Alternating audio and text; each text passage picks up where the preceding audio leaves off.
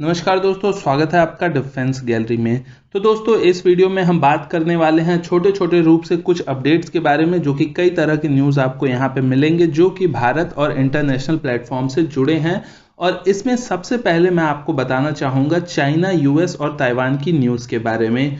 तो आपको पता है दोस्तों कि ग्लोबल टाइम्स जो कहता है उसका मतलब यही होता है कि वो चाइना कह रहा है। तो ग्लोबल टाइम्स ने क्या लिखा हुआ है, अमेरिका और चाइना के लिए ये काफ़ी ज़्यादा देखने वाली बात है, क्योंकि आप ये समझिए कि इस स्टेटमेंट को पढ़ के ऐसा लग रहा है कि बिल्कुल खुली धमकी जिसको कहते हैं वो चाइना ने अपने इस स्टेटमेंट के थ्रू दी है। और होता क्या है, क्योंकि ग्लोबल टाइम्स ने लिखा होता है तो कोई कंट्री इसको क्लेम भी नहीं कर पाती है कि ये चाइना की धमकी है, क्योंकि वो तो एक मीडिया हाउस में जुड़ जाता है, तो उसमें कोई ये नहीं कह सकता है कि चाइनीज सरकार ने दिया है धमकी, लेकिन एक्चुअल में चाइनीज सरकार की ही वो धमकी होती है। तो खैर, फिलहाल क्या लिखा है ये मैं अगर आपको पढ़ के सुनाऊं फिर मैं आपको इसका मतलब समझाता हूं। तो उन्होंने लिखा हुआ है, if the US and island of Taiwan take further actions the Chinese mainland will increase pressure on them in political, economic, diplomatic and military aspect. तो सबसे पहली बात तो आप ये देखिए, यहाँ पे इन्होंने ताइवान के लिए किस शब्द का यूज किया है, आइलैंड ऑफ ताइवान, यानी कि ताइवान को इन्होंने एक आइलैंड ही बता दिया है। खैर, ये बताया भी क्यों ना, क्योंकि ये तो समझते हैं कि वो आइलैंड इन्हीं का है और ताइवान एक अलग देश नहीं बल्कि चाइना का ही हिस्सा है।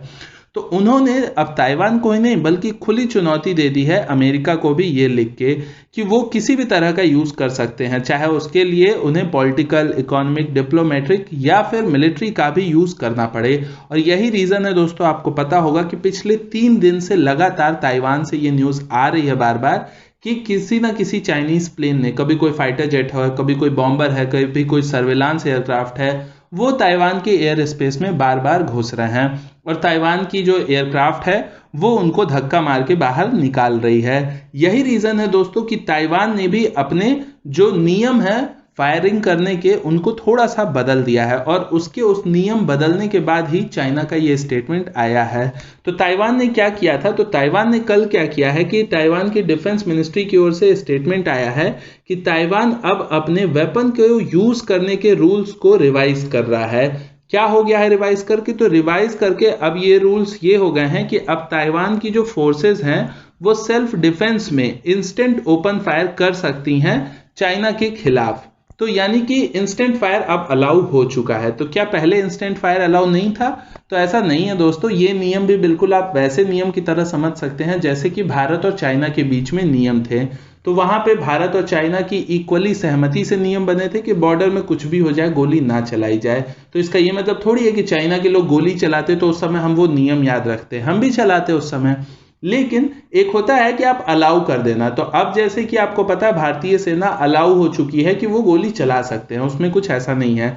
तो अब वही चीज ताइवान में भी है कि अब अगर उन्हें कुछ ऐसा लगता है कि चाइना कोई अटैक कर रहा है या कर सकता है, तो वो सेल्फ डिफेंस में बिना किसी परमिशन के तुरंत वो अटैक का जवाब दे सकते हैं, ओपन फायर कर देंगे।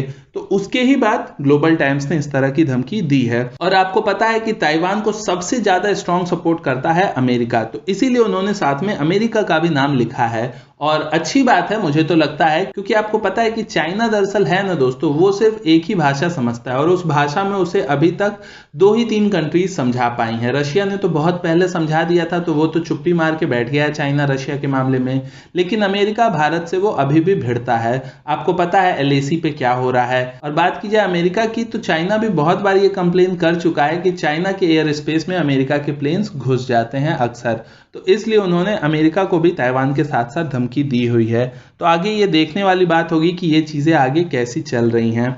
खैर, अगर यहां से बाहर निकलते हैं तो दूसरी न्यूज ये है दोस्तों कि इंडिया, जर्मनी, ब्राजील और जापान, इन चारों ही देशों के फॉरेन मिनिस्टर्स ने जो यूनाइटेड नेशन जनरल असेंबली की मीटिंग है उनसे हटते हुए थोड़ा सा एक इन्होंने अलग से यूएन में अपनी बात को रखने के लिए एक अच्छी मीटिंग की है। ये मीटिंग वर्चुअल थी और ये चारों देशों के, इंडिया, जर्मनी, ब्राजील, जापान, इन चारों के संबंधों को बढ़ाने के लिए की गई थी इंटरनेशनल प्लेटफॉर्म पे। इसके अलावा जो अगली न्यूज है वो इंडिया और नेपाल को लेके है।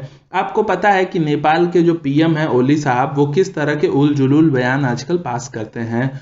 तो उन्होंने क्या किया है वो तो आपको पता है, लेकिन भारत ने क्या किया है वो भी आप सुनिए कि भारत ने 22 सितंबर के दिन 103 करोड़ नेपाली रुपीस की हेल्प के तौर पे एक चेक नेपाल गवर्नमेंट को सौंपा है। क्यों सौंपा है? तो ये दरअसल आपको याद होगा जो नेपाल में अर्थक्वेक आया था तो उस समय भारत ने उनको कई तरह के मदद की कमिटमेंट की थी। तो उसी में जो अर्थक्वेक के बाद वहां पे कंस्ट्रक्शन का काम होना था उसके लिए ही जो इंस्टॉलमेंट्स बची होती हैं वो कई पार्ट में दिया जाता है पैसा, तो उसमें से एक पार्ट ये अब भारत ने दिया है। जबकि भारत चाहता तो इसको कैंसिल कर सकता था, लेकिन उसके बावजूद इंडिया ने इस पेमेंट को रोका नहीं और नेपाल को ये पेमेंट सौंप दिया गया। इसके अलावा अगली और आखिरी खबर ये है दोस्तों कि भारत और ऑस्ट्रेलिया के बीच में 23 और 24 सितंबर को एक नवल एक्सरसाइज हो रही है जिसे हम पासेक्स 2020 के नाम से जानते हैं। ये naval exercise Indian ocean region में हो रही है और ये भारत और ऑस्ट्रेलिया की जो रिलेशन है जिसको बहुत काम आने वाला है अगर हमारा जो समुद्री क्षेत्र है उसकी बात करते हैं तो उसमें भारत का ऑस्ट्रेलिया के साथ रिलेशन अच्छा होना बहुत ज़रूरी है। और ऑस्ट्रेलिया का आपको पता है कि वो काफ़ी क्लोज इस समय आ रहा है भारत के, क्योंकि उनका चाइना से अलग बैर है और हमें भी ज़रूरत है, तो इसलिए ये एक अच्छा कदम है।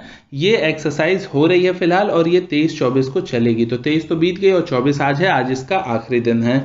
तो बस आज के लिए इतना ही दोस्तों, मैं मनीष मिलता हूँ अगले वीडियो में, तब तक के लिए नमस्कार, जय हिंद।